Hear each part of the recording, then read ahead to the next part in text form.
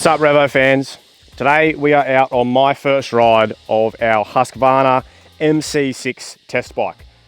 So as you would have probably seen a little while ago, we had the HC5, which is the Hard Cross 5. That's their full length travel, 180, 170 mil enduro beast.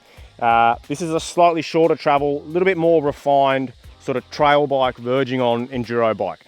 So the MC6 features 150 millimeters of rear travel with a 160 millimeter fork. The geometry is pretty much the same. We've got a 5 millimeter shorter reach, and we've got 1 degree steeper head tube angle.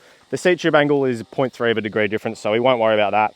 And we've still got a 445 mil chainstay. So the sizing of the bike's virtually the same.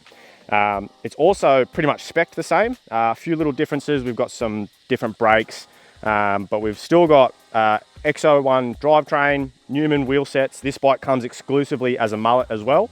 So all in all, on paper, it should feel pretty well the same, but out on the trail, it feels completely different. And it's not just the amount of travel that the bike's got either.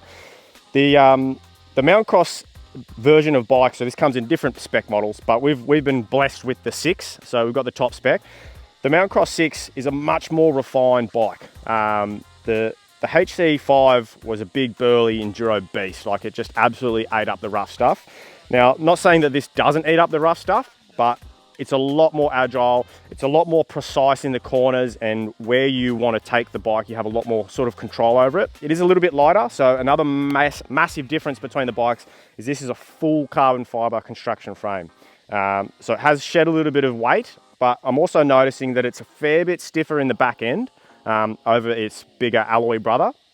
We'll also notice that Husqvarna have got a pretty unique way of mounting the Shimano EP8 motor. So they've rotated it upwards within the sort of bottom section of the frame there, which allows the battery to come much further down, thus sort of lowering the center of gravity, but also gives it a pretty unique look as well. Like, it's been a pretty eye-catching feature that I've found looking at them online, and when I first got it, I was like, wow, that's a pretty cool way of doing things. It doesn't really add any performance benefits to the motor at all. It's sort of more cosmetic, but as well as like a packaging sort of aspect to how they fit the battery in the frame as well as the motor.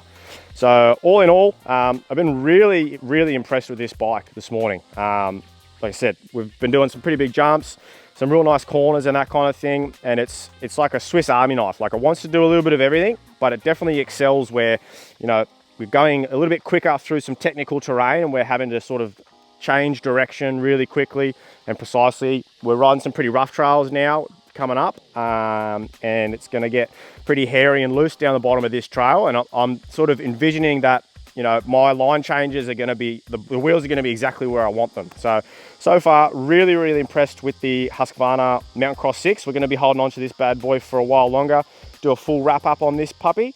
So if you've got any specific questions around the Husqvarna Mount Cross 6, drop them down in the comments below. Like, subscribe, all that good stuff. Support the channel. That's how we grow. That's how we sort of get all these cool bikes. So yeah, happy trails.